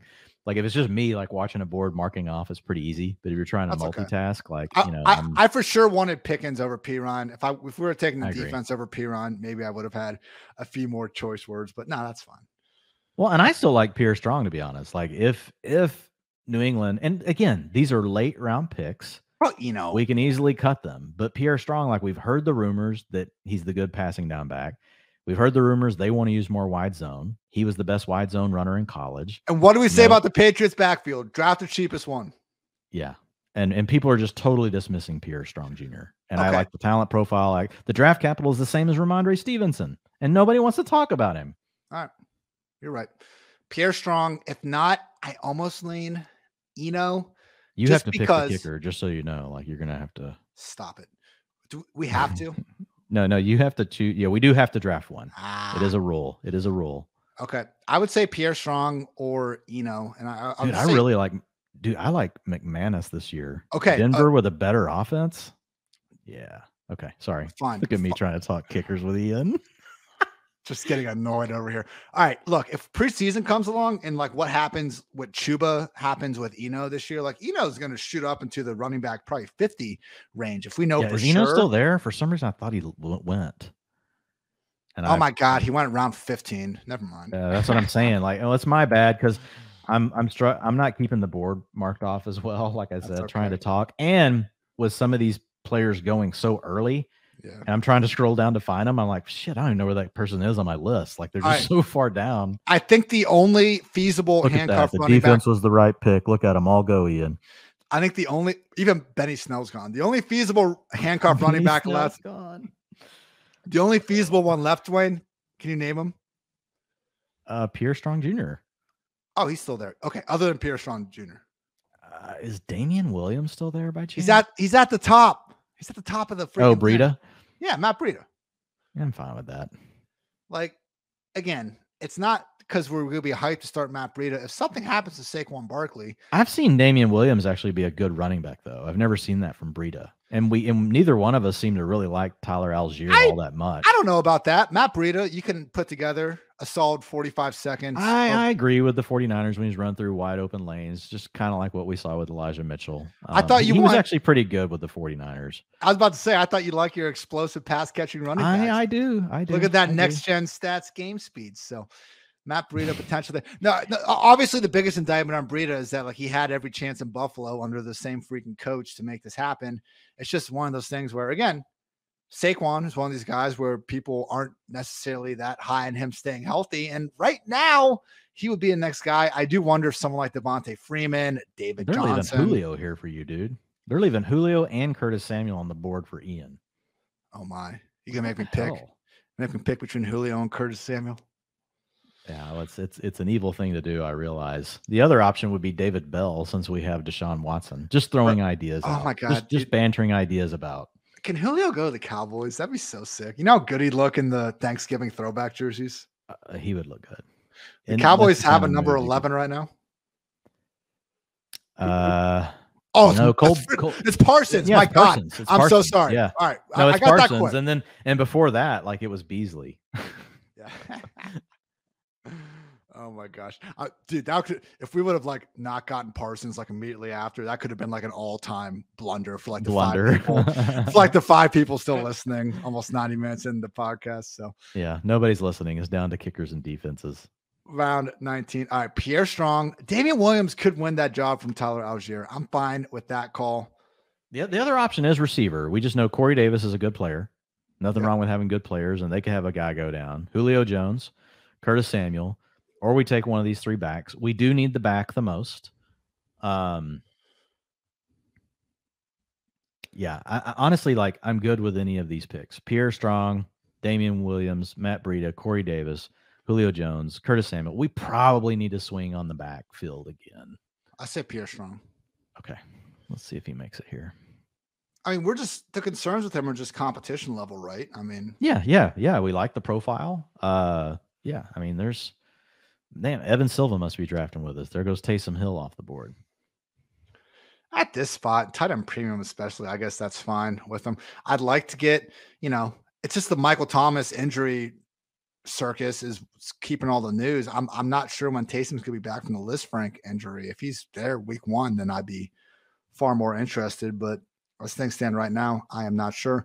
OBJ over Julio and Will Fuller. Come on, guys. I love OBJ. Yeah. It's too much. I love him. I'm going to play till November. Yeah, if at all, man. Like, who the hell knows? Like, maybe he just waits for the playoffs or something. That'd be kind of crazy, but man. I think Jason Sanders will be a sneaky kicker this year. I just got to bring it all back to kickers for Ian. Hey, Ian, high correlation between defenses and kickers. We could just take Ryan Suckup. Oh my God. No comment. No comment. I can't do it. Pierre, right? It's Pierre Strong or bust right now. So Pierre Strong right here, right? Yeah, Pierre Strong. Let's do it. Boom. Let's rock it. I like it. I've been taking Pierre Strong in the very last round of my DraftKings. Since the puppy's not going right now, and I can't, I don't want to do all my best ball manias right now. I've been throwing some money down on DK and Pierre Strong. Like, things are tightening. Like when I was drafting in June on vacation, like, man, I was getting people I loved and not loved, but really players you like in round 19, round 20. Now it's getting harder and harder. You're getting around 18 and 19, 20, and you're like, who the hell are these guys? Like, this guy here's dead. So it's latest quote from Kyle Shanahan on the quarterbacks. Had an awesome run with Jimmy, but when you bring in the cap and things like that, there's just so many tough decisions you have to make. Jimmy will be in a good spot, most likely somewhere else. There you go. Not a report, not a beat writer whisper. You trusting me on kickers with Jason Sanders? Take whoever you want. I don't care. Jason Sanders has been a really good kicker in the past, and I love kickers on the Shanahan style offenses, and that's what we've got in Miami. It is a secret ingredient for kickers, so we've got him, and we don't even have a kicker list, and we still managed to take our kicker. We want to do a quick recap here, Ian. What do we want to do? You just want to keep talking kickers? Like that's what kind of... No, the Girl Scout Saunter does not want. That's the team name. We didn't even mention the team name until now. Girl Scout Saunter. Dwayne, break down this squad that, again, I think we can agree would have liked the running back room to look a little better, but hey, I think we got a bullet here. We're competing. I agree. While I'm bringing down this team, you kind of be looking at these other teams and maybe have like 1 or 2 in mind that you kind of like what they did. Like I'm looking at team 2, don't love every pick they made, but getting Lance as late as they did. We already talked about what team 3 did. Team 4, I thought was an interesting, very wide receiver heavy build.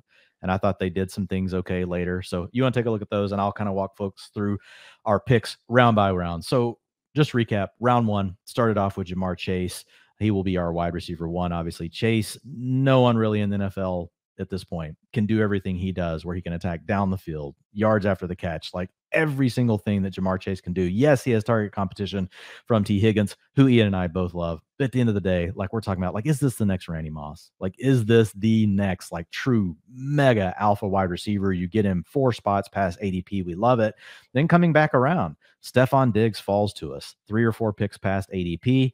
And remember, you only have to start 2 wide receivers, but you have 2 flex spots. So we've got our 2 wide receiver spots filled. Stephon Diggs gets to play with an elite quarterback, plays in an offense that wants to throw the ball all the time. And who would be surprised if Stephon Diggs didn't have a 30% target share this year? We have no clue who even the second option on the team is going to be. Yet we like a lot of these other players, but no one's in the same range as Diggs on his own team. And that's the sort of thing that historically leads to these 30% target shares. We've never really seen that, though, Ian, in a team that passes the ball as much as the Bills. I mean, we could be talking about, I don't want to get crazy, but like 200 targets like is a potential for a player like Stephon Diggs, just to throw that out there. So Travis Etienne coming back in the 3rd round. We got a little bit, we actually got a discount here. Travis Etienne has been going in the first 3 picks of the 3rd round, but the news today with James Robinson being back really spooked people. For Ian and I, Ian, you can jump in here if you want, but for me, it doesn't really scare me. And the reason why is I think you're still getting Travis. If Travis Etienne is going to get 40 to 50% of the work and all the passing down snaps, basically what DeAndre Swift was last year, you're buying him right now at his floor. Like you're already calculating in James Robinson playing if you're taking Travis Etienne and his profile in the 3rd round. If James Robinson doesn't get to play, it's a great swing to have a huge upside RB1 to go with Jamar Chase and Stephon Diggs. So he fits the profile we want. Coming back around in the 4th round with the 3rd pick, we take George Kittle. This is a tight end premium draft. Yes, George Kittle has competition for targets. Yes, George Kittle plays in a run heavy offense. Yes, George Kittle is basically the opposite of everything we just said with Stephon Diggs, but he is still probably the best tight end in the league. Recently did some math on his targets per route run. He still projects better than Dalton Schultz, who everybody wants to give more targets to. He still projects better than TJ Hawkinson, who people are mentioning, just don't take Kittle this year. Look, the upside is just too huge for Kittle. Could he struggle a little bit week to week? That could definitely be a factor, but just the factor that he could still be the tight end 1 is in the range. And so now looking at this after 4 picks, Jamar Chase, Stephon Diggs, Travis Etienne, George Kittle, all players with massive upside and really good spots. And so you get Amon-Ra St. Brown in the 5th round, already mentioned earlier with him. But look, I know folks are, arguing about this. Like, Amon-Ra St. Brown, he can't have all the targets he had last year. We're not saying he's gonna. You're getting him in the 5th or 6th round, folks. And what if he does have a 25, 28% target share? We've seen TJ Hawkinson for a few years now. We've seen DJ Chark for multiple years. We've seen, who else am I missing here? We like DeAndre Swift. Like he's a great target out of the backfield, but he hasn't necessarily been great from a PFF rushing and receiving grade. There's a chance Amon-Ra St. Brown is going to give you value similar from the slot role to what we've seen with Cooper Kupp, not last year with Stafford, but in the past with Jared Goff, which can still be, oh, by the way, Cooper Kupp already had a wide receiver 4 overall finish 2 years or 3 years ago. I can't remember now. So Amon-Ra St. Brown is in play for that. You're drafting him again as your 4. We got him as the wide receiver 3. So fine. If he's a wide receiver 3, great. But if he has a wide receiver 2, maybe wide receiver 1 upside, it's huge. Come back with Russell Gage. And go ahead. That's the indictment on Amon-Ra. They're like, he's not going to have that same success down the stretch. He's probably not going to be the wide receiver 2 behind only Cooper Kupp. When we can draft him at the wide receiver 28, yeah, I'm cool with that. Absolutely. And then coming back with Gage, kind of fits the same thing we talked about with Jamar Chase and Stephon Diggs. Not the talent level, but a player that really has shown breakout metrics, breakout traits, and he plays with Tom Brady. He plays in a pass-heavy offense. Yes, Chris Godwin is not on the pup, but we know that it could be a while before Godwin's ready to go. And even then, like we've seen Antonio, remember, folks were rushing to grab Antonio Brown last year at the end of draft season, pushing him up boards. And Gage is a player, we're not calling him Antonio Brown, but again, he's the opposite of MVS. He's the opposite of Allen Lazard. He's actually shown breakout potential. He's now playing in a good offense. Coming back in the 7th round, we take Lamar Jackson. So Lamar slides in this format. Kyler Murray, these quarterbacks tend to slide a little bit, but Lamar, I think, was honestly, Ian, like as much as we love Kyler and Kyler's our number 2, like Lamar is the one that really fell more past ADP. So we got to pick with Lamar that's just really tough to get. And so now, like, dude, just listen to these playmakers, Ian. Jamar Chase, Stephon Diggs, Travis Etienne, George Kittle, Amon-Ra St. Brown, Russell Gage, and Lamar Jackson. Then we come back with our RB2 of Kareem Hunt, checks the passing down boxes, checks the explosive playmaker boxes, could get traded to another team. D'Ernest Johnson could get traded to another team. If that doesn't even happen, like, we still have an opportunity here with Kareem Hunt, who scored 17 points per game last year in his first 6 games healthy, with Nick Chubb, was a 5th, 6th round pick in fantasy drafts last year. Not that much has changed, folks, other than the fact that he was hurt. And so now you get him here. 9th round, we come back with Drake London. 10th round, Kadarius Toney. So London. Those are two guys that you can very easily argue are the number one pass game options in their offenses now. Are the offenses good?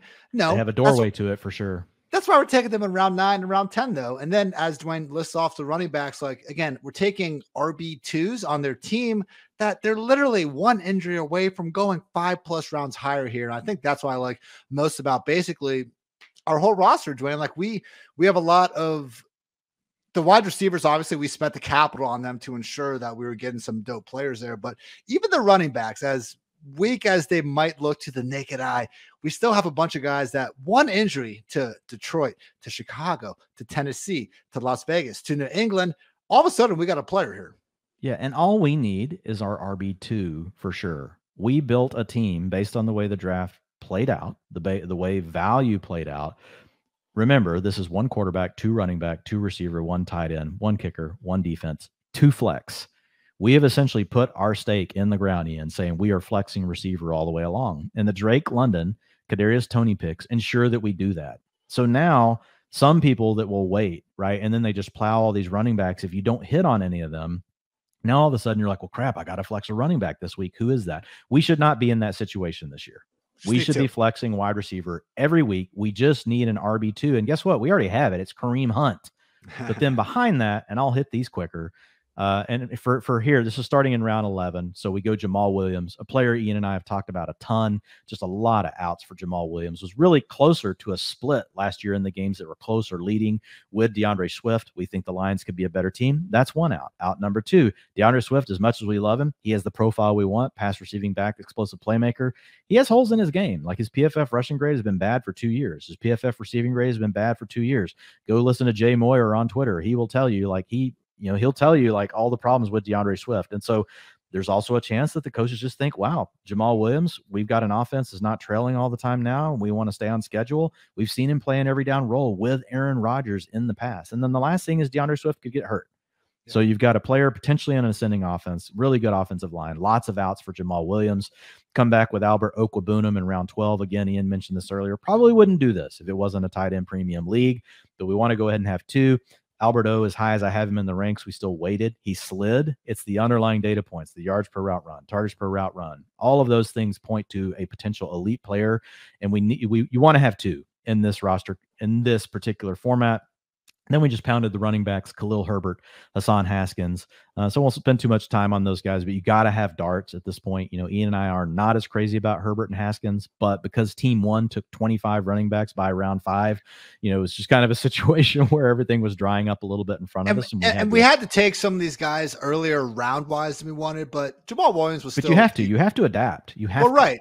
And he's like, Jamal was still the RB52. Herbert was the RB59. Haskins RB62. So we weren't reaching on them relative to the other running backs. To your point, we adapted and we went with the flow. And our adaptation was taking London and Toney in rounds 8 and 9. And we got great wide receivers because of it. That's fine with me. Yes, exactly. And so we also come back with Haskins. Look, you just got an older player with Derrick Henry, got a lot of carries on him. Who knows? We're not saying that he's going down or anything, but it's a nice chip to put down on the 4th rounder. And then Ian had a brilliant call in round 15. Have to give him all the credit on this one. Coming back, calling out Deshaun Watson. And the reason I love it, I said it earlier, Ian, but like, we've already put our chip down on this team is going to be really good at every position except the RB2 is what we're worried about. And this ensures this. Now, Watson could get suspended for the whole year, but it's fine. We get Deshaun Watson in round 15. If for some reason we get Deshaun Watson, he plays this season, and Lamar Jackson goes down in week 10, and Lamar Jackson's a big part of our team. Like, we have one of the few players that you can draft round 15 or later. We have the only quarterback you can draft in round 15 or later that you could argue could actually replace Lamar Jackson in a fantasy lineup. And Ian, I know you did it all because of this, because you wanted it with the Kareem Hunt stack, because we know Kareem Hunt's the passing down back, and you're anticipating 8 receiving touchdowns for Kareem Hunt down the stretch. I thought you were about to bring up a Week 17 matchup, and I was going to smack you through the computer. No, I didn't bring up.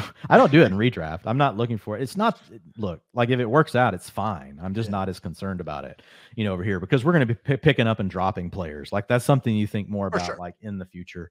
And then just to round it out, like I'm not going to spend much time on all these, but we go Kenyon Drake to grab another back. He's a passing down specialist, so he checks the boxes we want, plays in a conference we like. Come back with George Pickens. Mentioned this earlier, but if you're going to take another receiver on a team that's already got 6 that is kind of loaded the way we have, you need one with high upside that could force their way into the lineup. You're not necessarily looking for just, a dink and dunk type player. And so George Pickens fits that profile.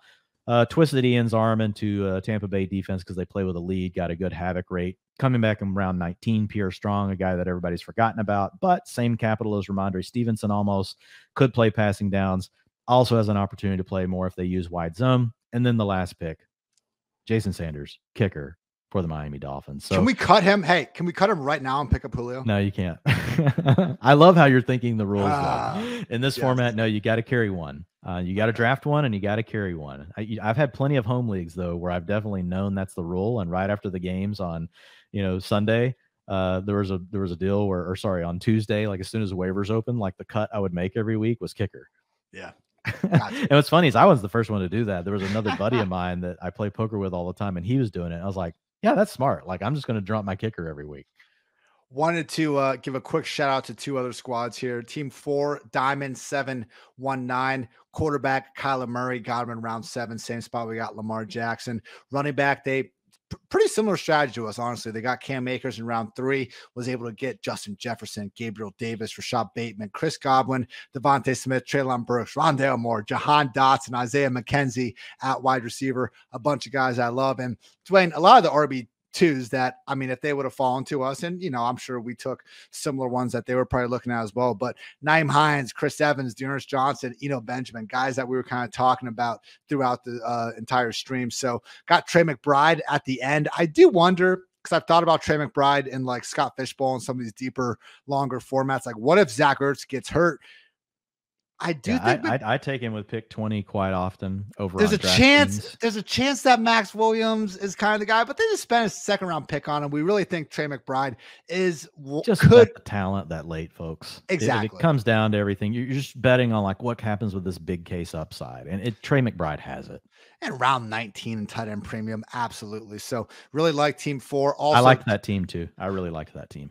Also, Team 9, great name, dude. Where's my car? Dalvin Cook, Leonard Fournette, a little bit of a superhero RB start. Then AJ Brown, Mike Williams, Allen Robinson gets the Herbert, Mike Williams stack. Amari Cooper, don't love, but wide receiver 37, that's a perfectly fine spot. Damon Harris, Isaiah Spiller, Tyler Lockett, Garrett Wilson, continuing the Charger stat with Gerald Everett. Also snag Gus Edwards, and Jerick McKinnon. So again, a lot of the guys that we were kind of talking about along the way.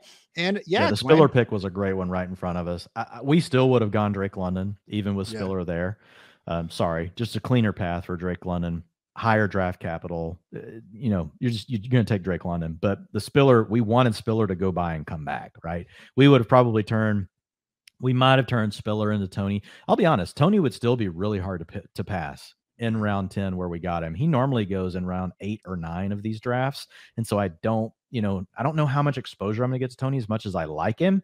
Like some drafters get really aggressive. So in a draft where, Tony falls, I like it, and dude, I don't think we're going to see many drafts where, and I could be wrong. I haven't studied 100 of these boards. I've only done one of these, but I pay attention, to FFPC ADP pretty closely. I'm looking at it almost every day. I would be kind of surprised to see that many teams get Drake London and Kadarius Toney this late. Anything else you want to say about this board, Dwain? I think we shouted out Team 3 earlier with the Cup Javonte Debo start. Like that one too. Not crazy about the Miles Sanders pick in round 6, but again, I mean, it is a good offensive line. It is a good offense. Like you're kind of, look, we could be wrong about Miles Sanders. I'm just out on pretty much taking the backs in that range. I like the receivers that I'm getting better, but at the end of the day, like I'm okay with that. But yeah, I do like Team 3 as well. Team 1 is a lesson on what not to do at home. Team 1, if you are a PFF subscriber and you do listen to this, we still love you. So don't take it personal. But yeah, don't ever draft that way again. And then looking at, I mean, I think they were just probably auto. They only took 2 wide receivers. No, they're not auto. If they're auto, you'll see the stars. This was a plan. So they unironically only drafted 2 wide receivers. Yeah, this was literally the plan. This was the plan. Now look, people do weird things in these big tournaments, but look, I've been drafting them for so long. You don't have to do that stuff to have really good drafts, but people kind of get their mind, well, what if I just did this and built this whole thing this way, and I hit, and no one else can get any of the running backs because I have them all. And I don't know what the thought process is. He'll probably win 500K and, just come back and tell us that we're idiots and we should, have different jobs. But, I'll eat that. In that case, in that case, I will tip my hat to him. Same freaking thing with Miles Sanders. Like, hey, again, we're in July. Hey, I'll give him a hat tip. He stopped us from probably building we built a really good team. I think we have a top 3 team in this room personally. Yeah. I think the other 2 teams are probably the ones, like team 3 and team 4 would be and there's some other good teams here too. So, I mean, it's going to be a competitive league. But he probably did stop us from building an absolute monster just because he sent the running back shooting up the board. Like Tyrion Davis-Price, we couldn't even get him to come back to us, in the 11th round. He's going to have to cut some of these guys though. We gotta stay woke on that waiver. Yeah, no, you're right. And again, this is the thing with redraft. We know we're going to get cuts. And the other thing, again, I mentioned earlier, I love about this team is we know what we've got to address. Yep. But at the same time, like drafting this early, like if Derrick Henry goes down or if David Montgomery goes down, and we don't want these things, folks. If DeAndre Swift goes down, Kenyon Drake, Josh Jacobs, there's a lot of outs here. Now, of course, if Travis Etienne goes down, we might just we're going to be trying to. It can go the other way. It can go the other way. It can go, and that's the thing with drafting this early. But no, nothing else to add. It was a blast, though. I really like the team that we built, like a couple of the others, and it's just number 1. So I'm looking forward to doing more. Absolutely, there. Well, Dwain, usually we can talk whatever for around.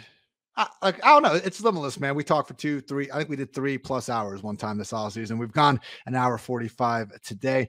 Anything else you want to get off your chest? I don't think we're going to pod together for two whole days, man. We got the running back strategy article out live. We're going to have, actually, I'm sorry, one day. Hopefully we'll have a fantastic guest here coming on midweek, and then we'll be wide receiver, tight end strategy to end the week. So anything else, my friend, you want to go off your chest? No, yeah, folks want to go check out the strategy articles. So the plan for quarterback, running back, receiver are all live on the site. Tight end will come out on Wednesday. And then on Friday, we'll have an article coming out that's just really focusing on the number 1 thing we want to look at for each team in training camp that has the most fantasy relevance. So big questions, right, that we're really looking to get answered that might help tip us one way or the other. Do we want to be more aggressive on certain players, or are these players we might think about fading? Or will we even get that information, right? Not all the time do we get it, but if we were to get the right information, what would it look like?